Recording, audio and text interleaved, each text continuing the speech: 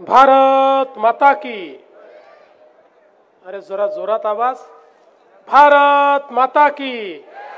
छत्रपती शिवाजी महाराज की।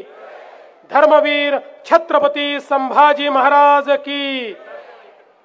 हिंदवी स्वराज्याचे सरसंस्थापक छत्रपती शिवरायांना मानाचा मुजरा करतो। भारतीय राज्यघटनेचे शिल्पकार भारतरत्न डॉक्टर बाबासाहेब आंबेडकर यांना मानवंदना अर्पित करतो। आणि या नगरपालिकेच्या प्रचार सभेमध्ये मंचावर उपस्थित असलेले आपल्या राज्याचे माजी मुख्यमंत्री आपले भूमिपुत्र माननीय अशोकराव चव्हाणजी, आमचे नेते माननीय गोपीनाथरावजी मुंडे यांचा वारसा समर्थपणे चालवणाऱ्या राज्याच्या पर्यावरण मंत्री सौ पंकजाताई मुंडे, खासदार अजितजी गोपछडे, सन्माननीय आमदार डॉक्टर तुषार राठोडजी, राजेश पवारजी, जितेश अंतापूरकरजी, डॉक्टर संतोकराव हंबर्डे, संजयजी कोडगे, अमरनाथजी राजूरकर, किशोरजी देशमुख, देवीदासजी राठोड, एकनाथजी पवार, लोह्याचे आपले नगराध्यक्ष पदाचे उमेदवार गजानन सूर्यवंशी, कंधारचे आपले उमेदवार गंगाप्रसाद यन्नावार, श्री सचिन साठे, ज्यांनी भारतीय जनता पक्षाच्या सर्व उमेदवारांना पूर्ण पाठिंबा दिला, ते शिवा संघटनेचे राज्याचे प्रमुख श्री मनोहरराव धोंडे, डॉक्टर माधव पाटील उच्चेकर, श्री कल्याण सूर्यवंशी, चित्रलेखाताई गोरे, चंद्रसेन पाटील, केरबा सावकार बिडवई, बालाजी पंडागळे, लक्ष्मणराव ठक्करवाड, विजयजी धोंडगे, माणिकराव लोहगावे, बाळूभाऊ खोमणे, मंचावर उपस्थित सर्व मान्यवर आणि या ठिकाणी उपस्थित माझ्या सर्व माता भगिनी आणि बंधूंनो, आज मला अतिशय आनंद आहे की लोहा कंधार या नगरपालिकांच्या प्रचाराच्या निमित्ताने मी आपल्यामध्ये या ठिकाणी उपस्थित आहे। कालच 26 नोव्हेंबर झाली। 26 नोव्हेंबर म्हणजे आपल्या संविधान दिन।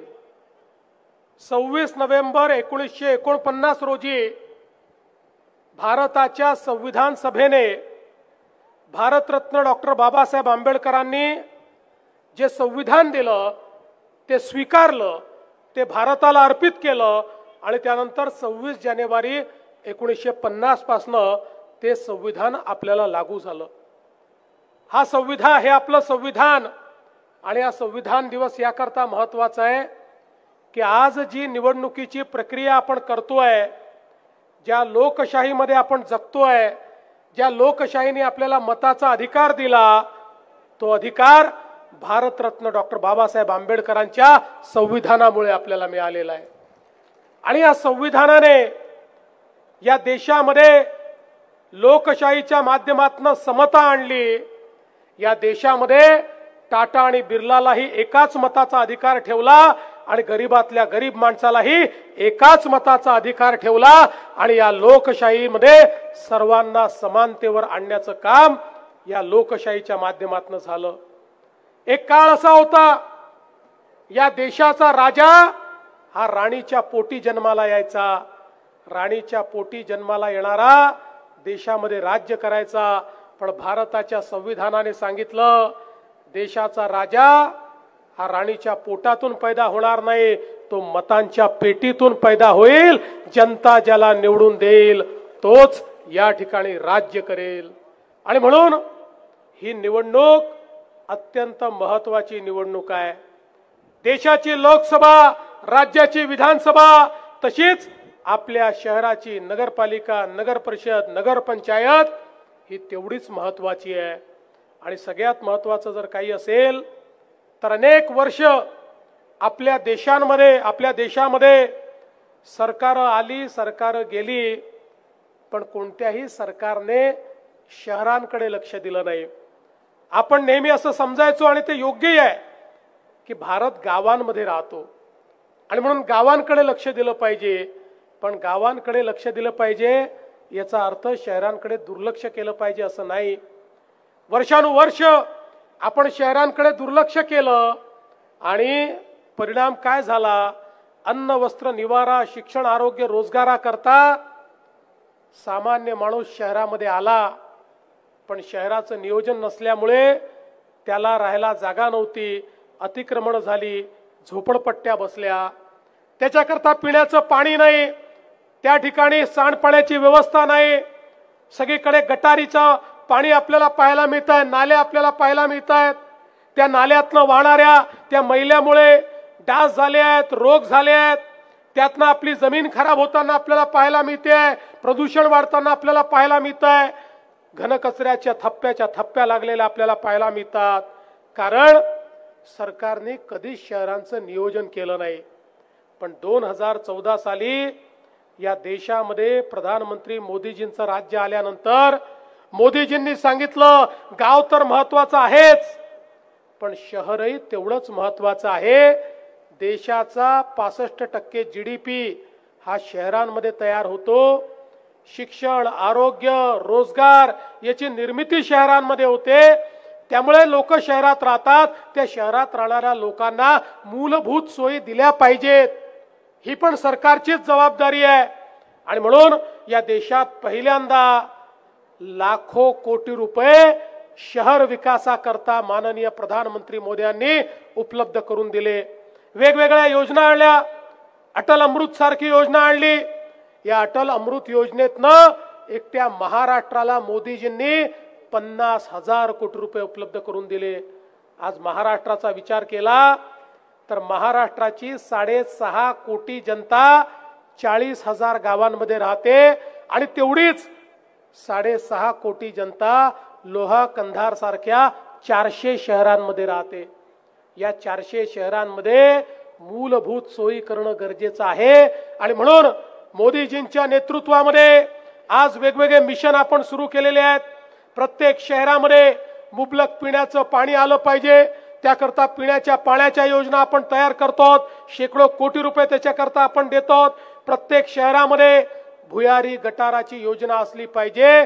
आमचा जो मैला आहे तो नालीतनं नाही भुयारी गटारातनं गेला पाहिजे आणि तो आमच्या नदी नाल्यांमध्ये आमच्या तलावांमध्ये नाही तर त्याच्यावर प्रक्रिया झाली पाहिजे, त्यातनं खत तयार झालं पाहिजे, त्यातलं पाणी स्वच्छ झालं पाहिजे आणि फक्त स्वच्छ पाणी हे नदी नाल्यांमध्ये केलं पाहिजे. याकरता STPच्या योजना या ठिकाणी मोदीजींच्या माध्यमातून आणि आपल्या राज्य सरकारच्या माध्यमातून आम्ही सुरू केल्या. घनकचऱ्याचं व्यवस्थापन झालं पाहिजे. घनकचरा जो आहे त्याच्यावर प्रक्रिया झाली पाहिजे, त्यातनं कोळशासारखे पॅलेट तयार झाले पाहिजे. आज बघू शकता जवळजवळ 200 पेक्षा जास्त नगरपालिकांमध्ये आता घनकचऱ्यापासनं त्या ठिकाणी पॅलेट्स तयार होत आहेत. घनकचऱ्याचा निचरा आपण त्या ठिकाणी करतो. दिवाबत्तीची सोय त्या ठिकाणी, उद्यानं, खेळाची मैदानं, चांगले रस्ते, त्या ठिकाणी दवाखाने, या सगळ्या गोष्टी, चांगली शाळा, या सगळ्या गोष्टी करता केंद्र सरकार आणि राज्य सरकारने मोठ्या प्रमाणात निधी हा उपलब्ध करून दिला आणि आता आपली शहरं ही बदलायला लागली आहेत. आणि म्हणून ही निवडणूक केवळ आम्हाला एखाद्या नगरपालिकेवर भाजपचा झेंडा लावायचा आहे एवढ्यापुरतं मर्यादित नाही. एखाद्या नगरपालिकेवर आमचे नगराध्यक्ष बसवायचे आहेत एवढ्याकरता मर्यादित नाही, तर आमच्याकडे एक विकासाचं विजन आहे, एक आमच्याकडे विकासाची ब्ल्यूप्रिंट आहे. शहर कसं परिवर्तित होऊ शकतं या संदर्भातला आराखडा आहे. तो आराखडा आम्हाला लोहा कंधारमध्ये आणायचा आहे. तो आराखडा एकेका नगरपालिकेमध्ये आम्हाला आणायचा आहे आणि त्याकरता त्या ठिकाणी आपली सत्ता असणं आवश्यक आहे. कारण या आराखड्याला अनुरूप अशा प्रकारचे लोक जर या ठिकाणी राहिले तर परिवर्तन होणार आहे. तर त्या ठिकाणी आम्ही किती पैसा दिला पण तो पैसा मध्येच मुरून गेला तर त्या ठिकाणी विकास होऊ शकणार नाही. पण आमच्या विचाराची या ठिकाणी जर आमचे लोक असले तर ते योग्य प्रकारे काम करतायत की नाही आम्ही लक्ष ठेवू. आणि आमचे नगराध्यक्ष कुठे चुकले तर त्या ठिकाणी अशोकराव आहेत, मी आहे, आम्ही यांचा कान देखील धरू शकतो आणि यांना सांगू देखील शकतो की या ठिकाणी आपल्याला असं काम करता येणार नाही. जनतेने विश्वास दाखवलाय, जनतेच्या विश्वासाला आपल्याला पात्रच व्हावं लागेल. अशा प्रकारचं कार्य या ठिकाणी आपल्याला करायचं आहे. आणि म्हणून बंधू भगिनींनो, आज आपण बघा इतक्या मोठ्या प्रमाणात वेगवेगळी कामं आपल्या सरकारच्या माध्यमातून या ठिकाणी झालेली आहेत. मी त्या कामांचा आराखडा आपल्या समोर ठेवणार नाही, पण भविष्याचं स्वप्न मात्र आपल्या समोर ठेवू इच्छितो की जे भविष्य आपल्या येणाऱ्या पिढ्यांकरता एक उत्तम अशा प्रकारचं भविष्य घडवायचं आहे. मोदीजींनी सांगितलं आपल्या राज्यामध्ये देखील आता प्रत्येक शहरामध्ये आपण अतिक्रमण नियमित करणं सुरू केलेलं आहे. लोकांनी त्या ठिकाणी झोपड्या बांधल्यात, काही अतिक्रमण झाली आहेत, त्यांना त्यांच्या जागेचा मालकी हक्काचा पट्टा द्यायला आपण सुरुवात केली आहे. कारण मोदीजींनी सांगितलंय कोणीही बेघर राहू नये आणि कोणीही झोपडीत राहू नये.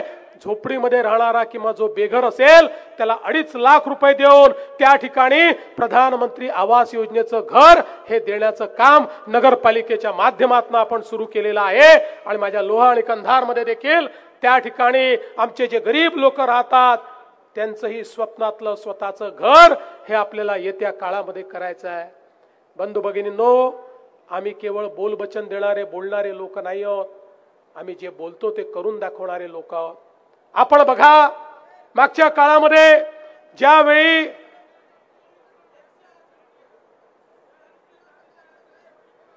कशाचं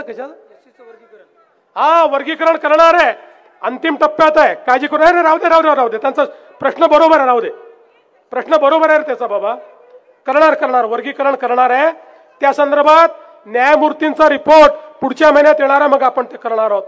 आणि म्हणून बंधू भगिनींनो, या ठिकाणी आपण हे लक्षात घेतलं पाहिजे, काही काळजी करू नका, त्यांचा प्रश्न सोडवलाय आपण.